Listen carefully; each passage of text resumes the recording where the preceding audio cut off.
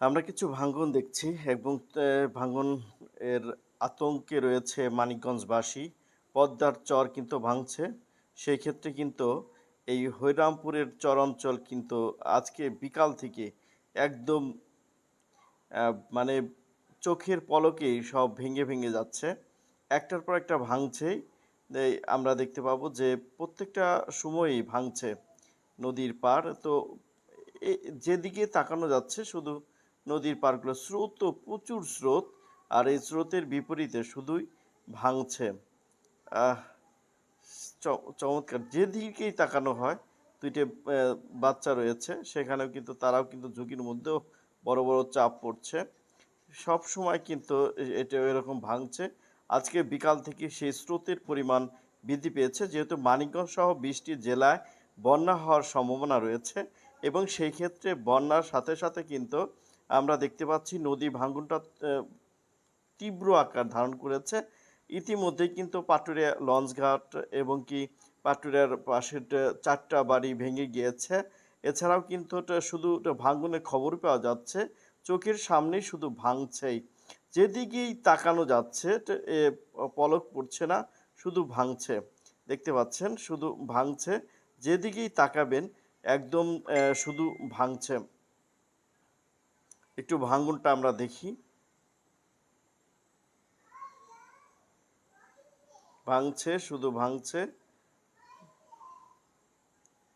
নদী ভাঙছে। দুইটা শিশুকেও দেখা যাচ্ছে, তারাও কিন্তু ভাঙছে। আসলে মানিকগঞ্জে ব্যাপক ভাঙন দেখা দিয়েছে। আপনারা দেখতে পাচ্ছেন ভাঙনের তীব্রতা কত খানিক হতে পারে, আর স্রোতও বটে। এত স্রোত কিন্তু 2 বছর আগেও দেখা যায়নি।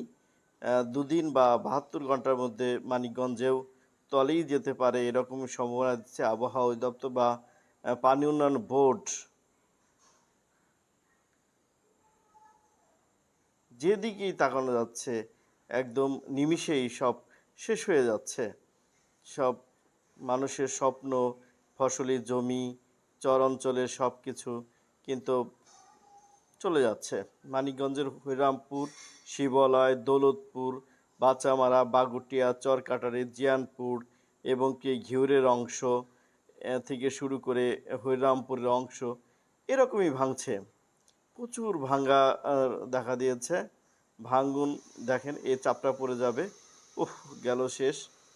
এরকম ভাঙছেই, শুধু ভাঙছেই। নদীর এপার গড়ে একুল ভাঙ্গে উকুল গড়ে, এই তো নদীর খেলা। এত ভাঙ্গন আসলে না দেখলে বিশ্বাস করা যাচ্ছে না। বিকাল থেকে ভাঙ্গনের তীব্রতা আরও বেড়েছে মানিকগঞ্জে।